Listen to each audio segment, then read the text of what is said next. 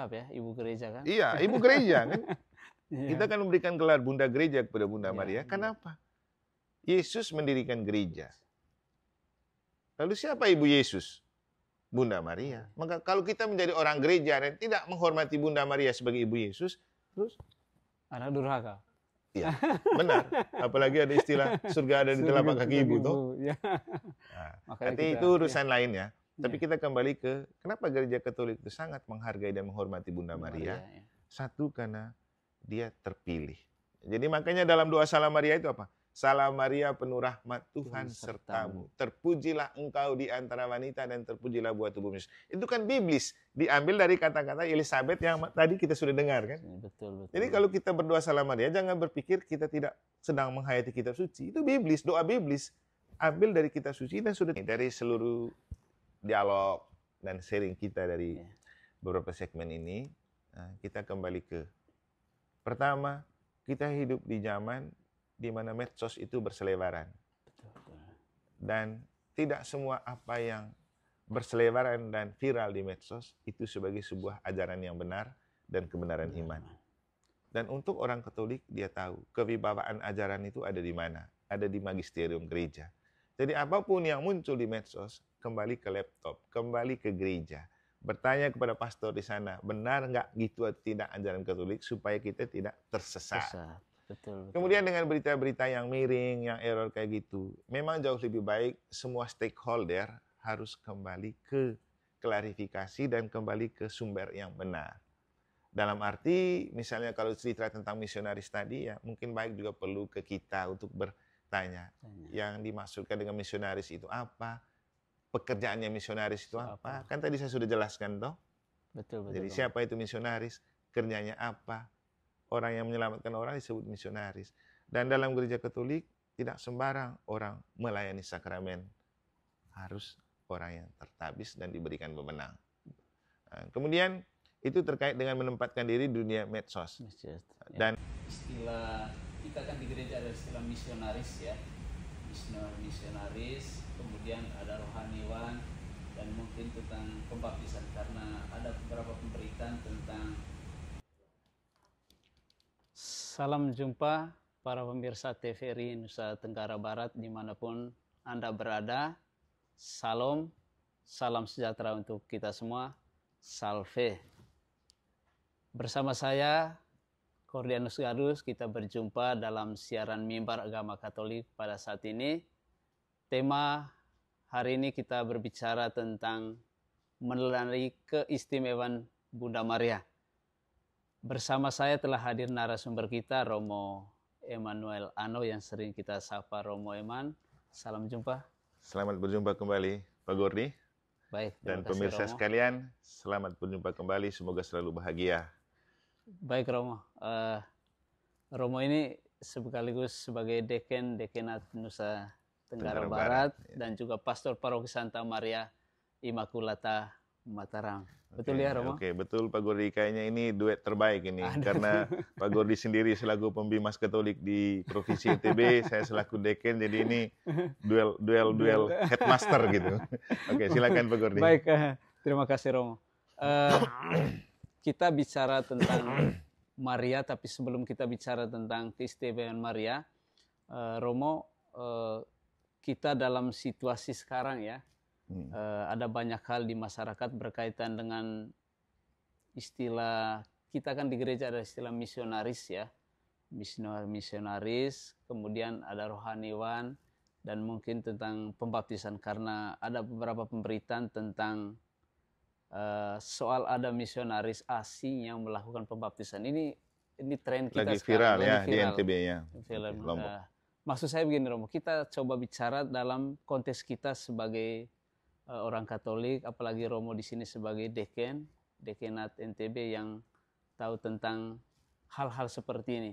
Makanya saya di awal pembicaraan kita saya minta bagaimana pandangan gereja berkaitan dengan misionaris, berkaitan dengan pembaptisan, dan bagaimana otoritas gereja berkaitan dengan utusan soal misionaris itu. Mungkin Romo bisa menjelaskan hal-hal ini. Terima kasih Pak Gordi dan pemirsa sekalian. Sebelum kita melanjutkan untuk membahas yang ini, saya mengajak kita semua untuk bersatu dalam doa. supaya Roh Kudus menjiwai kita, menjiwai pemirsa, juga menjiwai tempat ini dan sekitarnya. Maka dari itu, mari kita bersatu dalam doa dan memohon berkat Allah dalam nama Bapa dan Putra dan Roh Kudus. Amin. Allah Bapa yang Maha Kasih, kami bersyukur untuk kasih sayang dan kemurahan yang Kau berikan kepada kami, umat-Mu di NTB dan masyarakat NTB. Kami bersyukur pula karena pada kesempatan ini Kau berikan kesempatan untuk kembali menyapa para pemirsa, menyapa umat, untuk lebih dalam lagi mengenal iman Katolik, dan juga membuat teman-teman di sekitar juga mengenal inti dari ajaran iman Katolik, terutama terkait dengan kehadiran Bunda Maria, yang memang selalu Engkau berikan sebagai Bunda Gereja, Bunda Tuhan kami Yesus Kristus, yang melalui Bunda Maria, juga kami bisa lebih dekat dengan Engkau. Semoga apa yang kami sampaikan dan wartakan menjadi pedoman dan kekuatan iman untuk umat-Mu makin mantap dalam hidup beriman, dan juga bersama Bunda Maria makin mendekatkan diri kepada Allah Tritunggal, Bapa, Putra, dan Roh Kudus. Maka kami mohon berkat-Mu untuk kami semua, dalam nama Bapa dan Putra dan Roh Kudus. Amin. Baik, silakan Romo. Oke, Pak Gordi, terima kasih. Kita hidup di zaman era milenial, di mana medsos itu memainkan peran yang sangat penting, dan medsos itu menawarkan banyak berita yang memang butuh kejelian dan kecerdasan para pemirsa untuk memilih dan memilah mana berita yang layak dan pantas untuk dicermati dan diakui sebagai sebuah kebenaran, mana yang tidak. Karena saya menemukan di dunia era medsos seperti sekarang, dengan banyak kabar dan berita yang berselebaran, orang itu lebih mengutamakan viralnya daripada kebenarannya. Padahal kalau prinsip filsafat lah, apa yang biasa dan bahkan sudah viral tidak selalu benar. Tapi kita itu hidup untuk membiasakan kebenaran.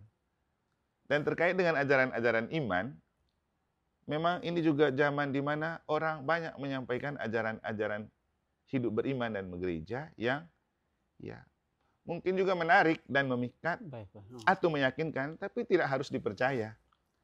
Karena bicara iman ini sebenarnya sangat pribadi, itu tentang relasi seorang dengan Tuhan, kan? Betul. Yang tidak bisa diukur dengan apa yang viral. Tapi juga untuk gereja Katolik, dia punya aturan main begitu untuk apa yang disebut dengan ajaran-ajaran resmi gereja. Mana yang pantas dan layak diimani dan dipercaya sebagai ajaran resmi dan sah, mana yang tidak. Dan dalam gereja Katolik itu biasanya kalau membuat buku teologi atau berisi ajaran iman, di bagian depan itu selalu tertulis nil obstat dan imprimatur.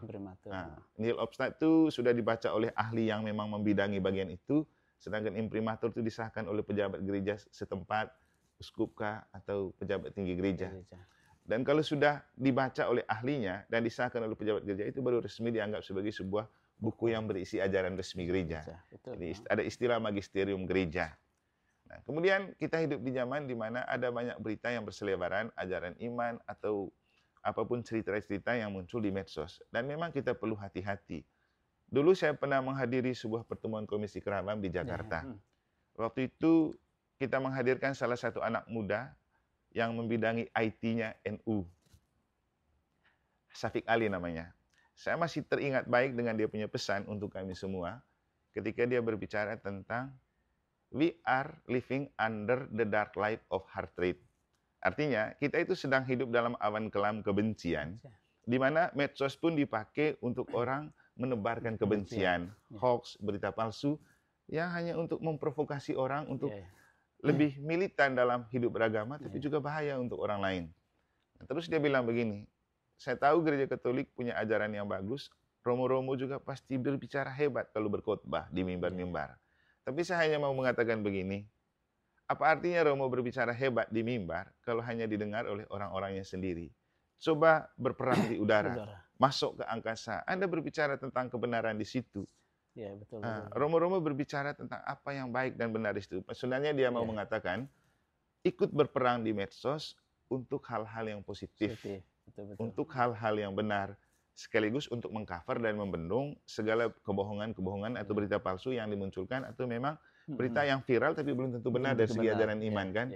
Nah, untuk saya pribadi, ini sebuah panggilan dan desakan Sehingga ketika saya pulang dari pertemuan itu di Jakarta, saya aktifkan semua mode-mode medsos, Iya. Facebook, Instagram, bahkan YouTube. Kemudian dibantu dengan pandemi COVID waktu Iya, itu, betul, maka betul. kemudian medsos itu menjadi sarana terbaik untuk kita mewartakan dan Wartakan, menyampaikan kebenaran dan kebenaran. kabar gembira. Betul. Tapi tujuan utamanya untuk membendung hal-hal negatif yang muncul sebagai viral tapi belum Iya. tentu benar, apalagi terkait dengan ajaran imannya. Nah, Baik, kemudian dalam konteks ini Romo kan ini kan viral ya. Ah. Mungkin Romo sudah baca tentang yang tadi saya jelaskan bahwa ada pemberitaan soal pembaptisan, soal misionaris asing. Dalam otoritas kita sebagai orang Katolik, mungkin Romo bisa jelaskan karena kadang orang melihat bahwa Katolik seperti ini ya. Oke. Nah, itu mungkin bisa Romo jelaskan Oke. dalam konteks seperti ini. Benar Pak Gordi, memang kita sedang, kalau istilah di medianya itu gempa bumi yang Gempa sedang bumi. menggoncang Lombok ya. Iya. Dengan berita tentang misionaris asing, seorang bule Iya, Australia kalau tidak Iya, salah ya, mengkondisikan dengan di pemberitaan cerita seperti ini, ya. bantuan, tapi kemudian ada bahaya kristenisasi gitu ya. Iya. Ya ini berita yang memang kebenarannya perlu diklarifikasi ya. Diklarifikasi, betul. Apakah ini berita yang benar atau tidak, tapi perlu diklarifikasi. Tapi kalau dilihat dari sudut pandang gereja Katolik, seperti yang saya sudah bilang tadi, gereja Katolik tidak sembarang melakukan kegiatan-kegiatan, apalagi namanya pelayanan sakramen ya. Iya. Karena dalam gereja Katolik, membaptis itu pelayanan sakramen. Sakramen. Dan dalam gereja Katolik, hanya imam yang punya hak untuk membaptis karena dia sudah diberikan wewenang untuk melakukan itu atas nama gereja. Atau pembaptisan itu boleh dilangsungkan dalam kondisi darurat. Kondisi darurat itu artinya ketika orang dalam bahaya mati, siapapun yang sudah dibaptis, dia bisa membaptis. Yang penting dicatat di buku. Itu juga tidak sembarangan ya. Nah, kita kembali ke apa yang resmi dari gereja. Nah, mungkin untuk menghadapi hal-hal seperti ini dan sebagai sebuah himbauan untuk umat kita, mungkin juga untuk masyarakat, untuk lebih dahulu mengerti dan memahami bahwa Kristen itu bahasa umum. Dan di Indonesia yang sah itu ada 6 agama kan, dan di dalamnya Kristen itu dibagi menjadi Katolik dan Protestan. Pak Gordi sendiri kan pembimbing agama Katolik kan, betul. sementara ada lagi teman pembimbing agama Kristen Protestan kan. Sayangnya tidak semua orang mengerti dan paham. Bahkan kita orang Kristen sendiri belum bisa mengerti dan membedakan mana Katolik, mana Protestan. Betul. Apalagi masyarakat di luar kita ya. Maka Ya. pertama dan utama sekali kita kembali ke eksistensi dan jati diri kita. Who am I? Siapakah saya? Nah, kalau bicara Katolik, Katolik itu artinya umum dan universal kan. Kenapa umum dan universal?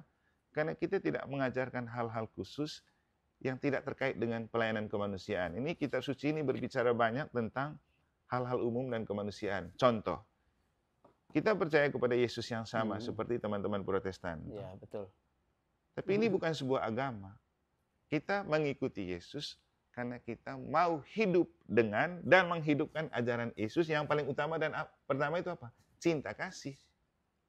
Jadi siapa yang mau mengikuti Kristus siap untuk memelihara cinta kasih dan menghayati cinta kasih itu dalam hidup. Nah, itulah kenapa kemudian gereja Katolik itu sangat universal. Tidak menutup diri dan tidak menganggap diri lebih dari orang-orang lain. Menerima semua orang beriman, menerima semua agama, dan mereka semua adalah tanda cinta Allah untuk kita. Makanya gereja Katolik selalu memandang setiap pribadi dan manusia, apapun perbedaan, apapun agamanya, sebagai imago Dei. Imago Dei itu artinya gambar dan rupa Allah yang konkret.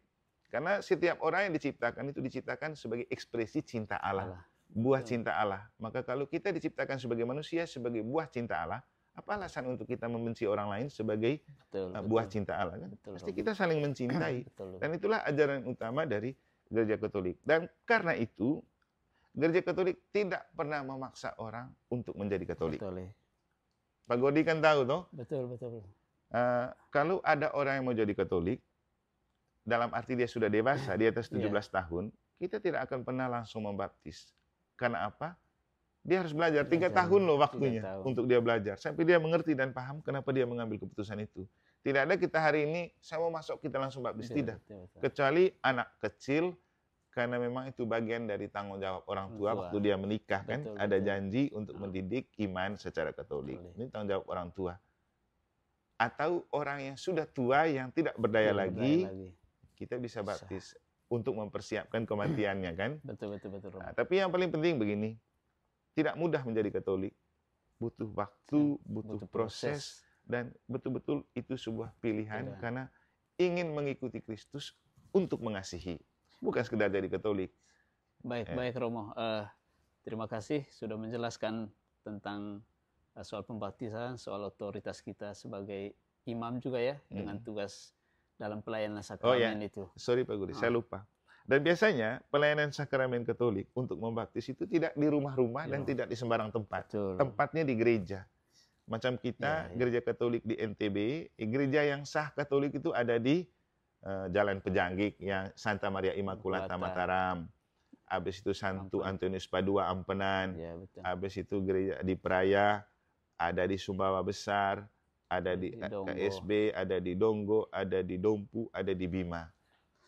Oke. Baik Romo, para pemirsa, sebelum kita melanjutkan dialog kita dengan Romo, kita break sebentar. Dan jangan lupa minum Pak Gordi.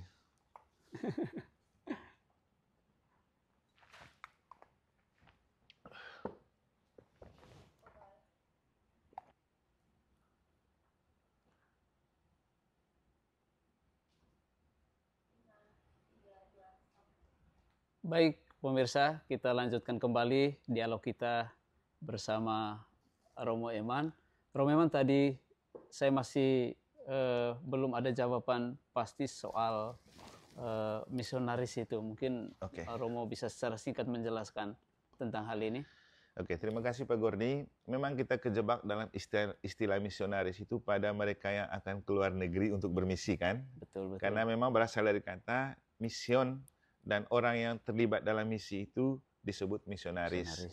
Dan dalam kenyataan kita sering mengerti dan memahami kalau bicara misionaris, orang dari luar yang datang ke sini atau orang dari sini yang pergi keluar. Tapi kalau kita kembali ke definisi misi yang sebenarnya, saya juga mengerti dan memahami ini dari dosen misiologi. Itu misi itu bukan tentang keluar dan tidak keluar. Orang asing atau bukan orang asing. Kenapa?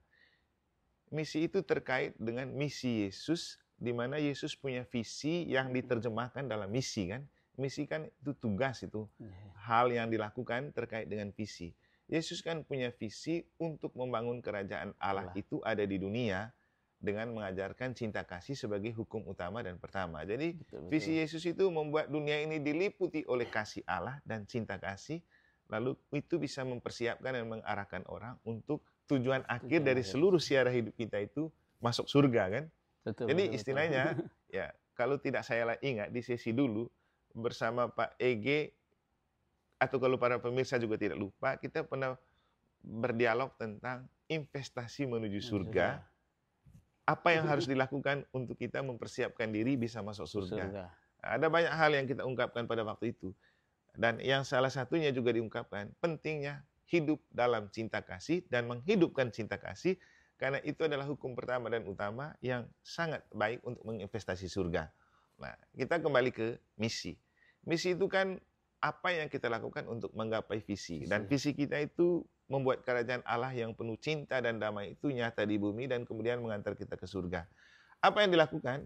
Ya, mengambil bagian dalam karya-karya Yesus. Apa karya Yesus? Mewartakan Injil, menyampaikan kebenaran, menyerukan pertobatan. Maka misionaris adalah orang yang mengambil bagian dalam seluruh karya pelayanan yang sudah diwariskan oleh Yesus. Contoh,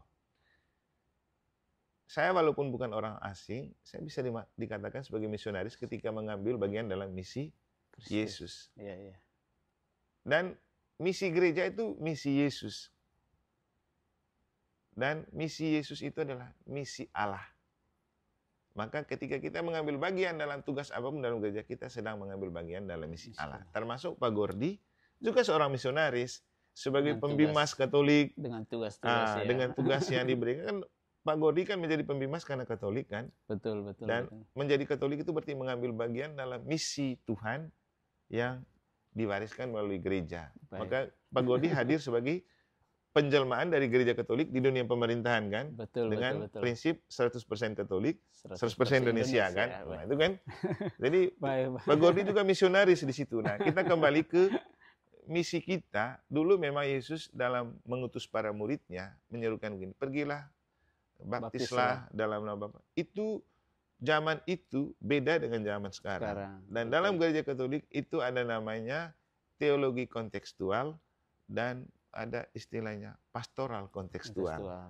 Artinya seluruh ajaran Yesus yang sudah termaktub di dalam kitab suci tidak bisa diterjemahkan secara lurus, tetapi coba kita maknai dalam konteks yang sesuai dengan keberadaan kita. Nah, saya ambil contoh begini.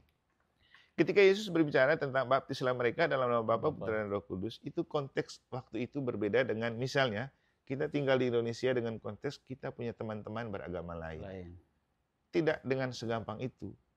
Dan saya rasa gereja juga sudah memperbaharui dan memperbaiki diri untuk konsep itu ketika melakukan Konsili Vatikan Kedua. Dengan istilah, dulu kan sebelum Vatikan Kedua ada istilah extra ecclesia nulla salus kan. Jadi dulu di luar gereja tidak ada keselamatan. Setelah Konsili Vatikan Kedua dengan melihat pluralitas konteks dunia kita, maka gereja harus mengakui di luar gereja pun ada keselamatan. Maka teman-teman agama lain adalah sarana yang menyelamatkan untuk orang lebih dekat dengan Tuhan kan. Maka semua agama harus dihargai. Bahkan gereja Katolik itu bukan hanya agama, budaya pun dihargai. Kenapa kemudian dalam gereja Katolik itu ada inkulturasi. Dan saya sendiri juga pernah menulis sebuah skripsi tentang teologi kontekstual ini. Bagaimana menjadi gereja dari Asia. Bukan gereja di Asia. Jadi ada perbedaan tuh ya. Dari Asia. Gereja dari Asia dan gereja di Asia. Kalau gereja di Asia itu mengandung konotasi bahwa itu gereja itu diimpor dari luar dan ada di Asia. Tapi kalau gereja dari Asia itu gereja yang lahir dari rahim Asia. Berarti kita pelaku. Iya, kita dari, oleh, dan untuk kita. Kan beda kan? Betul. Nah, sama juga kita. Di NTB, gereja dari NTB. Artinya orang yang lahir di NTB, dialah yang membangun gereja. Bukan, kalau gereja di NTB diimpor orang dari luar untuk berada di sini. Toh? Betul. Nah, kita orang Indonesia kan 100% Indonesia. Kita tidak diimpor dari luar negeri untuk menjadi Katolik kan.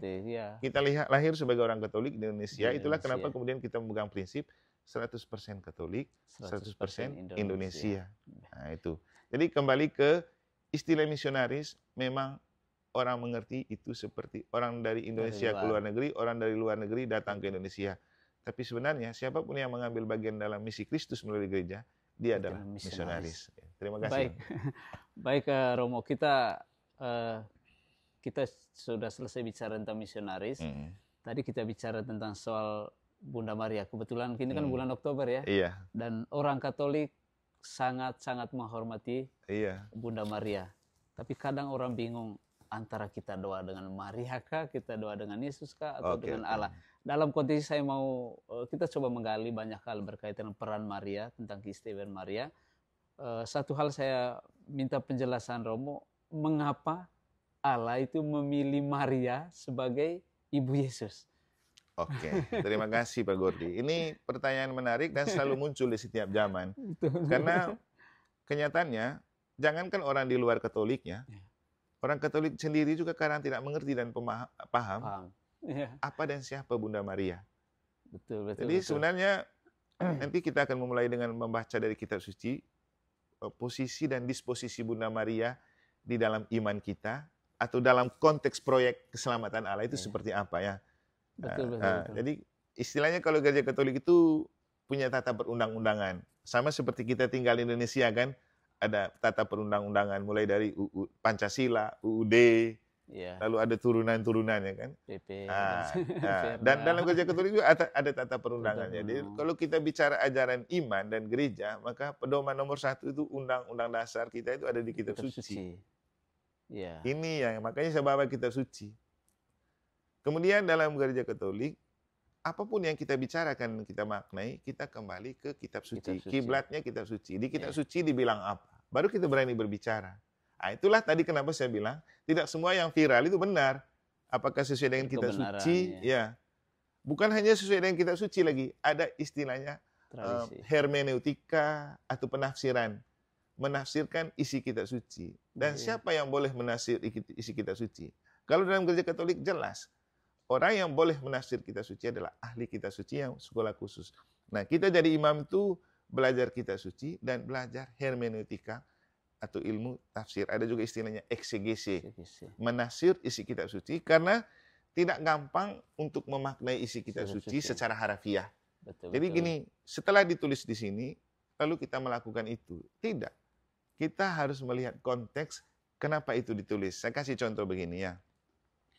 Dalam salah satu kitab suci, Yesus bilang begini, kalau ada orang yang menampar pipi kirimu, berikanlah juga pipi kananmu. Apa berani Pak Godi? Setelah orang tampar pipi kiri, seorang pipi kanan. Emosi, Romo. Iya, artinya begini, itu salah satu contoh untuk mengerti dan memahami, kitab suci tidak bisa diterjemahkan secara lurus. Ya. Jadi, misalnya saya ambil teks itu. Dulu, Yesus berbicara begitu karena dia mengerti konteks hukum Yahudi, yang kalau menghukum orang, maka yang dihukum selalu disertai para algojo. Nah, waktu itu, ketika Yesus bilang, kalau ada orang menampar pipi kirimu, berikan juga pipi kanan. Misalnya gini, kita posisi begini kan, Pak Godi sebagai orang yang dihukum, saya yang menghukum sebagai algojo. Kalau saya memukul Pak Godi, posisi begini kan, berarti pipi kirinya Pak Godi yang kena. Itu legal dan wajar. Tapi kalau Pak Godi seorang pipi kanan, maka saya akan menampar begini atau begini. Dan itu dalam hukum Yahudi, saya merendahkan harga diri saya, dan itu penghinaan. Jadi penghinaan untuk saya yang memukul. Maka tidak mungkin saya memukul walaupun disorong pipi kanan, karena itu merendahkan martabat saya. Nah, paham kan? Betul, itu salah satu contoh. Atau contoh lain. Dalam konteks teks itu, Yesus bilang kalau orang menyuruhmu berjalan 1 mil, ajaklah dia berjalan 2 mil. Kenapa? Setiap orang yang dihukum harus ada algojo yang mendampingi. Kalau di jalan 1 mil, kita ajak dia jalan 2 mil, kan dia ngos-ngosan juga, siapa mau. Kan dia tersiksa juga tuh. Dia merasakan juga. Iya, dia harus ikut berjalan dan menjaga. Betul. Jadi ketika Yesus menjawab seperti itu, bukan lalu berarti itu dilakukan. Tapi itu bahasa yang dipakai yang tidak mungkin orang lakukan, karena dia tahu. Nah, apa yang dimaknai dari situ? Jangan melawan kekerasan dengan kekerasan. Itu. Nah, ini baru satu contoh. Dan sekarang dalam konteks Maria ini, Romo, mungkin bisa Romo jelaskan kenapa, kan banyak ibu-ibu yang kenapa milih Maria sebagai itu kan? bunda gereja kita sekarang, sebagai ibunya Yesus itu. Benar. Itulah kenapa saya mulai dengan menjelaskan isi kitab suci dulu, karena saya akan memulai berbicara Bunda Maria dari kitab suci, biar kita paham cara mengerti dan memahami eksistensi dan jati diri Bunda Maria. Nah, kemudian sebelum kita membaca, kembali saya bilang gini, siapa yang punya legalitas dan otoritas untuk menafsir kitab suci? Kenapa dalam gereja Katolik tidak semua orang bisa berkhotbah? Kita jadi imam nih, saya 13 tahun loh belajar. Dan setelah jadi imam itu saya pakai stola kali ini martabat imamat yang tidak bisa didapat sembarang kan? Harus ada martabat imamatnya. Betul. Ya, ada teman-teman yang sudah mulai pakai begini, ada martabat imam enggak? Itu. Dan kenapa gereja Katolik bahkan frater pun yang sekolah jadi imam belum tentu bisa diberi kesempatan berkhotbah. Kenapa? Seperti yang saya bilang, tidak mudah untuk memaknai kitab suci. Ya, ada teman-teman lain baru sekolah berapa minggu dia sudah berkhotbah dan jadi pengkhotbah. Ya, kita tidak bermaksud mempersoalkan, tapi saya hanya mau mengatakan biar orang mengenal gereja Katolik dalam pelayanan. Jadi untuk pelayanan sakramen pun orang harus punya martabat imam. Untuk berkhotbah juga orang harus punya martabat imam. Sekolahnya panjang ya, Romo. Sekolahnya panjang, prosesnya panjang dan tidak mudah. Saya sampai mengenakan stola seperti ini juga prosesnya panjang. Pakai jubahnya saja berapa belas tahun untuk mendapat pakai ini. Jadi tidak mudah dan tidak gampang. Nah, kita kembali ke mengapa Maria itu dipakai oleh gereja. Oke, kita dengar dulu bacaan dari Injil berikut. Baik, Romo, kita tahan dulu. Baik para pemirsa, kita break sejenak. Setelah iklan berikut kita lanjutkan dengan obrolan dengan Romo Eman. Oke. Nah, cocok ini supaya kali berikut sesinya langsung kita baca kitab suci dan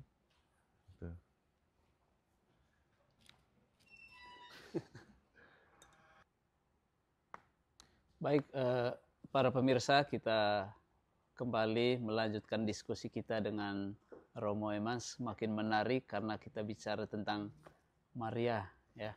Maria, kadang orang Katolik doanya banyak ya untuk Maria, sehingga orang kadang mengatakan ini doa kepada Bunda Maria atau kepada Tuhan ini. Nah, ini menjadi persoalan besar dalam kita. Maka tadi mungkin Romo melanjutkan lagi berkaitan dengan kenapa Maria. Itu yang menjadi persoalan utama. Kenapa Maria? Kenapa tidak Tidak yang orang lain, Nah, tidak ibu lain gitu. tidak ibu lain. Nah itu. Silakan Robo Oke. bisa menjelaskan ini.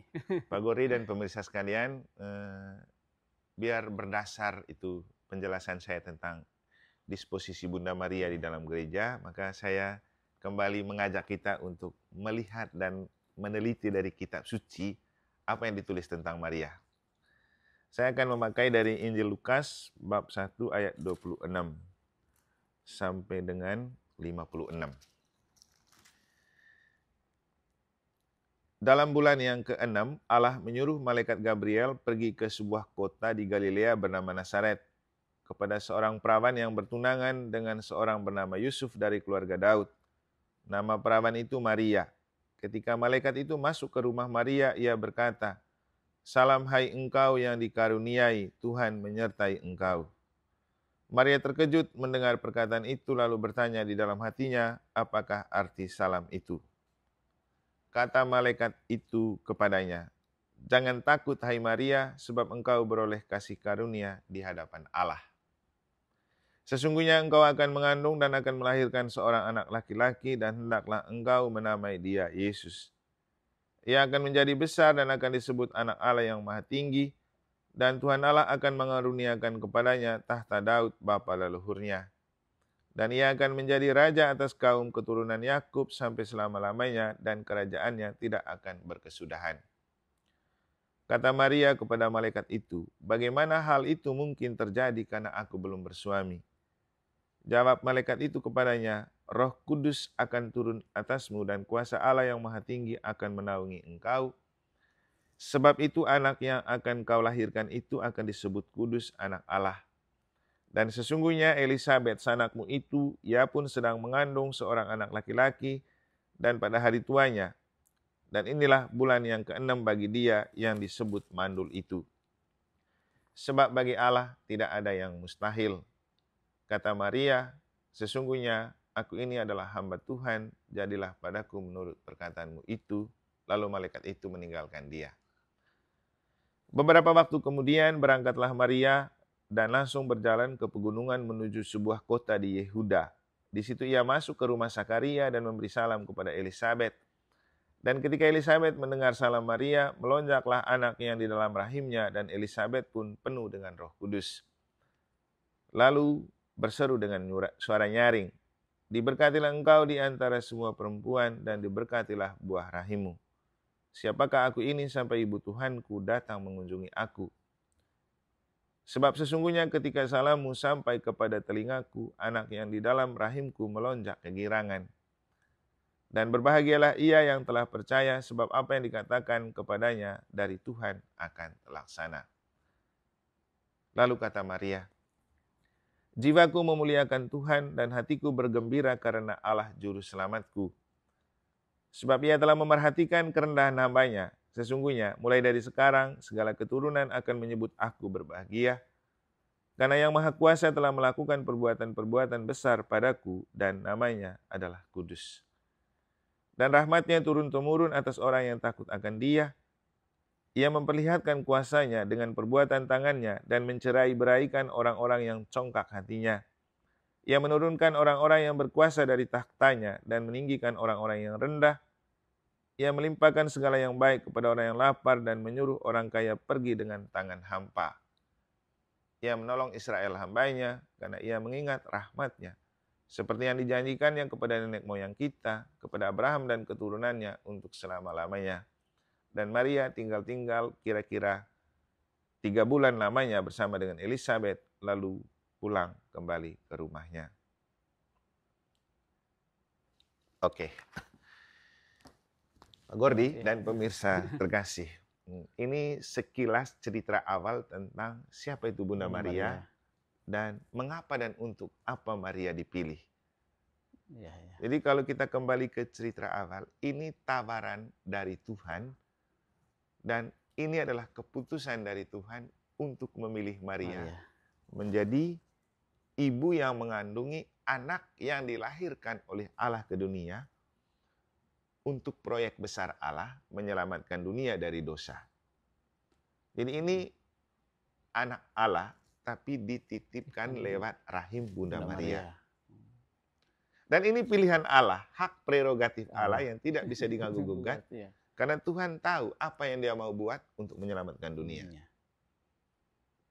Jadi jelas ceritanya. Bukan karena Maria yang meminta. Bukan karena gereja mengkultuskan Maria. Tapi karena Allah memilih Maria. Jadi malaikat Gabriel bilang apa? Engkau yang dikaruniai.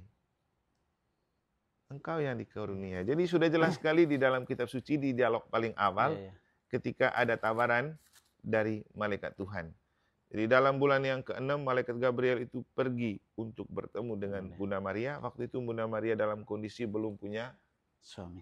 Ya, pacar saja belum ya. Dan itu menjadi keberatan pertama. Bagaimana itu ditawarkan kepada saya? Saya belum bersuami. Dia kan berpikir manusiawi saja Bunda Maria kan. Berpikir lugu sebagai gadis desa kan. Bagaimana saya ditawarkan untuk mengandung, tapi saya suami belum ada. Itu. Tapi apa kata malaikat itu? Pertama dia bilang, salam hai engkau yang dikaruniai. Tuhan menyertai engkau. Ini kata kunci. Orang yang dikaruniai. Ya, kemudian kita bicara karisma, kan itu karunia istimewa. Betul. Dan karunia istimewa itu bukan diberikan oleh manusia dan bukan hasil perjuangan manusia. Kau boleh belajar tinggi, berjuang sedemikian untuk menjadi hebat, tapi kalau tidak dikaruniakan oleh Tuhan, sia-sia. Ya, yang namanya karisma juga selalu dianugerahkan oleh Tuhan. Kan? Jadi karunia. Jadi Maria itu oleh malaikat diakui orang yang dikaruniai. Kemudian Tuhan menyertai engkau. Tuh. Maria terkejut. Terkejut karena tadi kenyataannya dia tidak pernah membayangkan kalau dia itu orang dikaruniai. Maka bagaimana malaikat menghibur? Jangan takut hai Maria, sebab engkau beroleh kasih karunia di hadapan Allah. Sesungguhnya engkau akan mengandung dan akan melahirkan seorang laki-laki dan hendaklah engkau menamai dia Yesus. Kemarin saya berkhotbah tentang menjadi Katolik bukan hanya sekedar menjadi pengikut dan percaya kepada Yesus. Karena yang paling penting adalah mengikuti dan menghidupkan ajaran Yesus. Betul. Iya kan? Betul, Romo. Dan ajaran Yesus itu apa? Seperti yang saya katakan di bagian awal, cinta kasih. Jadi Katolik, jadi Protestan, semua pengikut Kristus, tapi kau hidupkan cinta kasih yang diajarkan Kristus nggak? Iya. Betul. Supaya tidak terjadi seperti ini pengalaman. Dulu Mahatma Gandhi waktu jadi pengacara muda di Afrika. Ini cerita yang sering saya ceritakan. Mungkin juga dulu saya pernah ceritakan. Dia sering ke gereja. Dia kan dari India kan? Iya. Sebagai pengacara muda di Afrika, dia sering ke gereja. Dia dengar bacaan Injil. Dia dengar khotbah. Dia tertarik dengan ajaran Yesus. Dan yang paling dia suka itu adalah khotbah di bukit. Tapi ketika dia pergi satu kali, orang di Afrika cegat dia di pintu gereja dan melarang dia datang karena dia bukan orang Kristen. Dia mulai menyimpulkan. Dia bilang, untuk apa saya ke gereja kalau saya seperti ini? Akhirnya dia bilang apa? Saya tidak akan pernah menjadi orang gereja, tapi saya akan selalu percaya kepada ajaran Yesus. Ajaran cinta kasih dan khotbah di bukit. Nah, ini sebuah kritikan untuk kita. Jangan bangga berlabel Katolik, jangan bangga berlabel Kristen atau Protestan. Kalau kau tidak melakukan cinta kasih, itu bohong. Betul, Romo. Iya kan? Jadi kita itu mengikuti Yesus bukan sekedar status, tapi mempertanggungjawabkan keikutsertaan kita. Karena arti dari Yesus itu yang menyelamatkan. Ini bukan agama, Yesus ini. Iya, betul. Arti dari kata Yesus itu yang menyelamatkan. Apapun karya yang kita lakukan yang menyelamatkan, itulah Yesus. Ya. Dan karya yang menyelamatkan itu cinta kasih, toh? Cinta kasih. Betul. Itu. Dan Bunda Maria telah melakukan itu ya. Bunda Maria telah menunjukkan itu. cinta kasih karena memang Tuhan mencintai dia. Iya. Baik Romo, dalam hal ini kan kita kan bicara tentang keteladanan Maria ya. Dan orang Katolik sangat-sangat menghormati Bunda Maria. Dan mungkin Romo bisa jawab, keistimewaan apa sih Bunda Maria sampai orang Katolik di bulan Mei ada bulan Maria, di Oktober ada Rosario. Dan hampir orang Katolik itu banyak hadir. Keistimewaannya apa? Iya. Istilah Sinode 5 itu Maria itu punya titik magnetiknya, punya daya tarik dan pesona yang memikat orang. Tapi bukan dari kekuatannya sendiri, tapi namanya aura spiritual yang melekat dalam dirinya. Nah, ini pertanyaan bagus. Dan kita kembali ke kitab suci. Daya tarik yang ada dalam diri Maria itu apa? Roh Kudus yang mengandungi rahimnya. Buktinya apa? Nah, di cerita selanjutnya, setelah Maria menerima tawaran malaikat Gabriel untuk mengandungi Yesus dari Roh Kudus, jadi ingat baik-baik. Saya selalu bilang di paroki Santa Maria Immaculata Mataram yang berpelindungkan pada Bunda Maria Immaculata. Kamu paham nggak arti Maria Immaculata? Dikandung tanpa noda. Kenapa tanpa noda? Karena dia mengandungi Yesus bukan hasil persetubuhan dengan seorang laki-laki. Bukan karena hubungan biologis, tapi Roh Kudus yang mengandungi. Tapi kadang yang menjadi persoalan dari umat lain. Benar. Karena mereka tidak pernah mendengar apa yang ditulis di kitab suci, dan kita mungkin tidak memberikan pemahaman. Nah, ini kan di kitab suci jelas, engkau akan dikandungi oleh Roh Kudus, bukan dikandungi oleh Yusuf suaminya. Beda kan? Dikandungi oleh Roh Kudus. Betul. Ini karya Tuhan. Bukan hasil persetubuhan. Ini kan mujizat ceritanya kan. Namanya karunia istimewa tuh. Betul. Dan Roh Kudus yang mengandungi Maria bukan hanya mengandungi Yesus, tapi menjiwai seluruh pribadi Maria menjadi magnet. Buktinya apa? Begitu Roh Kudus sudah mengandungi Maria, dia pergi mengunjungi Elizabeth. Apa yang terjadi? Elizabeth menemukan Maria yang berbeda. Mereka kan teman, pasti setiap hari ketemu toh. Dan pertemuan sebelumnya biasa-biasa saja kan. Tapi kali itu setelah dia dikandungi oleh Roh Kudus, ada rasa berbeda. Begitu Maria memberikan salam di pintu, Elizabeth menemukan sesuatu yang berbeda.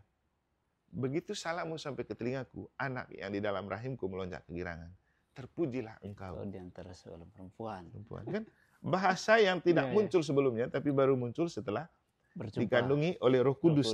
Perjumpaan dengan Roh Kudus. Jadi kembali ke pertanyaan, apa yang istimewa? Itu yang istimewa. Karena dia sudah istimewa di mata Allah. Kan? Betul. Engkau dikarunia, engkau istimewa di hadapan Allah. Baik Romo, para pemirsa, kita beri sejenak, kita ikuti dulu iklan berikut ini. Masih adakah? Kali lanjutkan diskusi kita bersama Romo Eman. Kita secara khusus masih bicara tentang keistimewaan Bunda Maria. Karena Romo sudah memulai tadi bahwa keistimewaan itu banyak. Sampai tadi pada ketika dia bertemu dengan Elizabeth saudaranya. Mungkin ada keistimewaan lain yang bisa Romo jelaskan berkaitan dengan Bunda Maria. Karena orang Katolik kadang lebih ke Maria daripada ke Yesus. Kan gitu Romo. Benar. Terima kasih Pak Gordi dan para pemirsa. Pertama, ketika Maria istimewa bukan karena kita memberikan label itu ya. Tapi karena Tuhan yang memberikan label itu kepada Bunda Maria.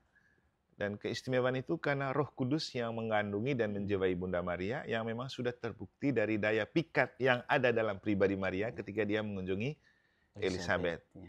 Dan ketika Elizabeth menemukan Maria yang berbeda, dia langsung menyampaikan sebuah pengakuannya tentang Maria itu siapa. Kan ada pengakuan Elizabeth. Elizabeth bilang apa?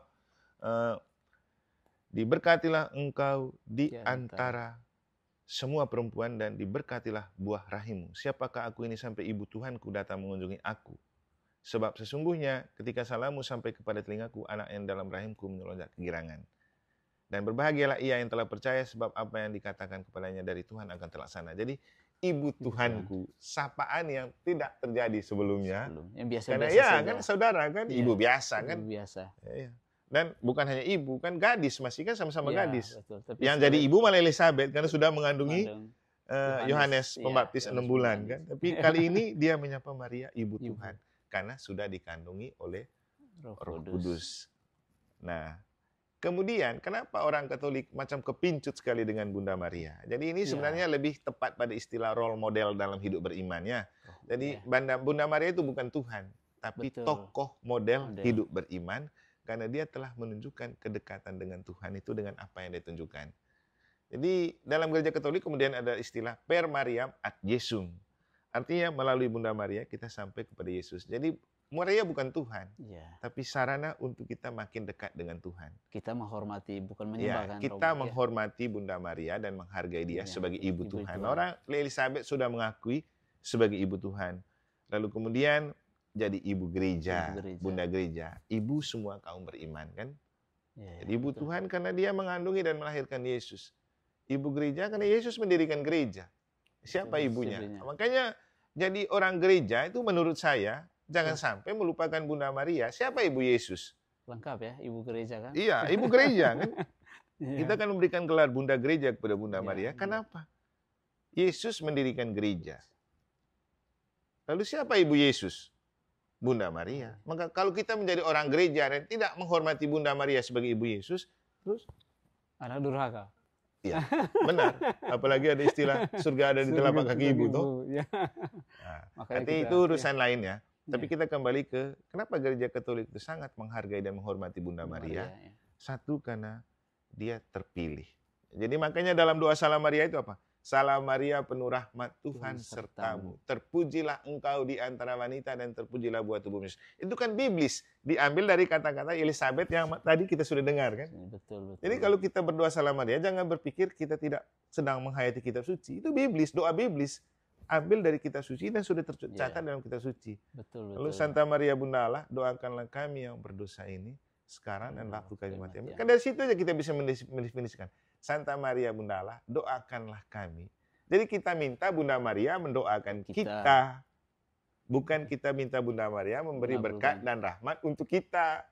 Ya, itu yang kadang salah Itu orang yang Katolik itu sendiri. benar kan? Orang Katolik sendiri juga kadang selama berdoa dan menunjukkan doa itu kepada Bunda Maria. Padahal kita minta Bunda Maria mendoakan kita karena kita juga berdoa bersama Bunda Maria untuk lebih dekat dengan Tuhan. Makanya setiap kali doa Rosario, kita mulai dengan aku percaya. Kita akui Tuhan dulu. Kita tidak akui Bunda Maria di situ. Baik, baik Romo. Romo mungkin bisa simpulkan dari apa yang kita bicarakan tadi tentang Bunda Maria sebagai teladan orang Katolik. Romo bisa simpulkan.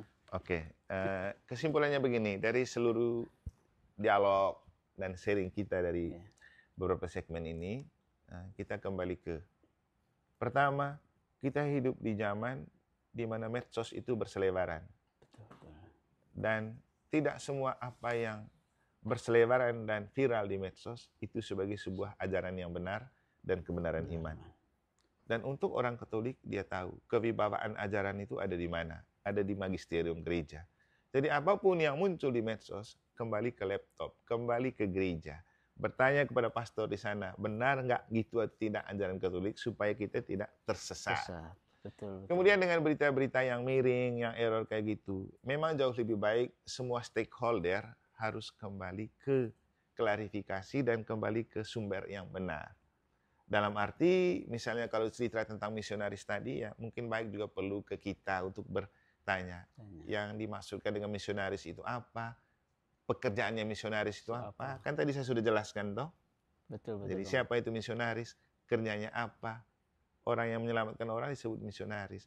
Dan dalam gereja Katolik, tidak sembarang orang melayani sakramen. Harus orang yang tertabis dan diberikan wewenang. Kemudian, itu terkait dengan menempatkan diri di dunia medsos. Dan apa itu misionaris?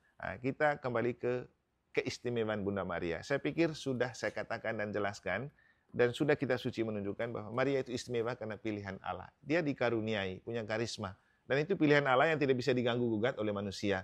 Dan keistimewaan Bunda Maria itu sudah terbukti ketika dia mengunjungi Elizabeth dan Elizabeth mengakui dia. Dan apa yang Maria berikan sebagai respon ketika mendengar pengakuan Elizabeth? Dia melakukan sebuah Magnificat Maria, nyanyian pujian Maria. Jiwaku memuliakan Tuhan, hatiku bersukaria karena Allah juru selamatku, dan seterusnya. Yang tadi sudah kita dengar dari kitab suci. Jadi kesimpulannya, kenapa gereja Katolik sangat doyan berdoa kepada Bunda Maria? Doa bersama Bunda Maria sih, karena memang Maria itu secara biblis sudah yang terpilih di antara wanita. Yang kedua, Roh Kudus menjiwai dia dan dia bisa menjadi tokoh pemersatu Allah Tritunggal. Kenapa kemudian setelah kita doa aku percaya dalam Rosario, ada doa Bapa kami, lalu Salam Maria 3 kali, Salam Putri Allah Bapa, Salam Bunda Allah Putra, Salam Pelai Allah Roh Kudus. Jadi 3 pribadi Allah bersatu dalam diri Bunda Maria. Dan Bunda Maria itu penuh rahmat. Makanya kita perlu berdoa kepada dia supaya rahmat yang penuh dalam diri Bunda Maria juga dibagikan kepada kita. Persis seperti dia bagikan kepada Elizabeth kan. Betul. Jadi setelah dia terima rahmat itu dia bagikan. Jadi istilahnya Maria itu royal dalam membagi rahmat. Dan mungkin contoh paling konkret itu ketika dia membagi rahmat itu ketika hadir dalam pesta perkawinan di Kana kan. Iya, betul. Karena dia lihat kenyataan keluarga ada kekurangan, dia tergerak oleh belas kasih. Dia minta kepada Yesus, bukan Bunda Maria yang buat mujizat. Makanya ada novena itu. Iya, jadi bukan Bunda Maria yang mujizat, tapi Yesus. Tapi permintaan Bunda Maria sangat cepat dikabulkan oleh Yesus. Jadi kita kembali ke, kenapa kita berdoa bersama Bunda Maria? Karena kita percaya Maria sangat dekat dengan Allah Bapa, Allah Putra, dan Allah Roh Kudus. Dan Maria itu perantara rahmat. Maka ada istilah per Mariam ad Jesum. Melalui Bunda Maria kita sampai kepada Yesus. Dan bersama Bunda Maria kita bisa dapat rahmat yang berlimpah dari Allah Bapa, Putra, dan Roh Kudus. Baik Romo, para pemirsa dimanapun Anda berada, terima kasih untuk kebersamaan kita pada saat ini dalam siaran Mimbar Agama Katolik. Satu hal yang perlu diketahui oleh umat Katolik bahwa Bunda Maria dipilih itu karena ketaatannya kepada Bapa, dia rendah hati, imannya kuat. Maka kita di bulan ini, kita berdoa, mohon doa Bunda Maria agar kita juga selalu didoakan oleh Bunda Maria. Terima kasih Romo. Oke, dan sebagai akhir kita akan mohon berkat Allah dalam doa bersama Bunda Maria.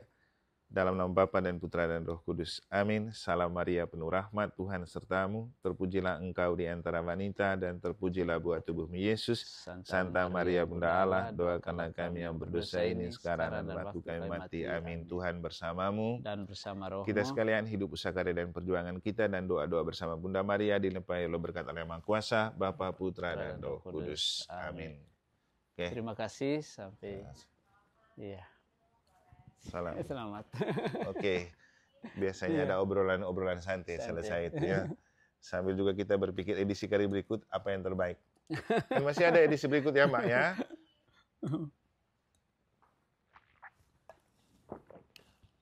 Mungkin tema pastoral diingatkan lagi karena kita sudah mulai buat pleno toh. Buat pleno itu.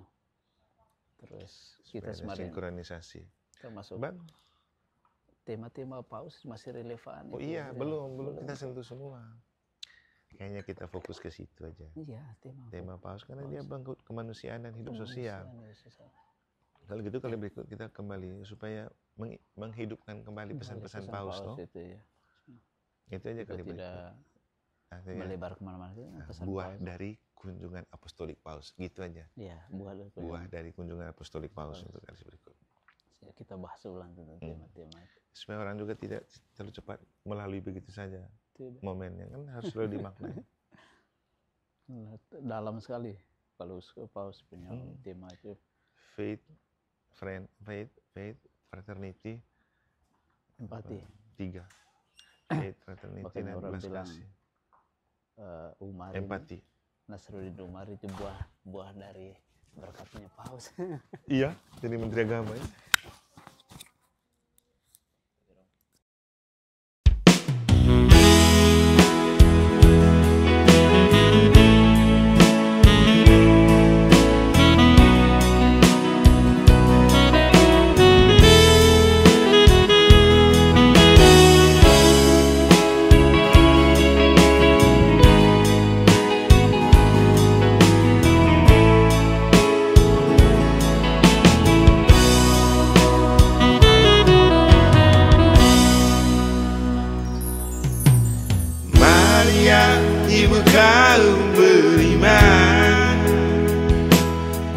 Dipilih Allah untuk menjadi terpuji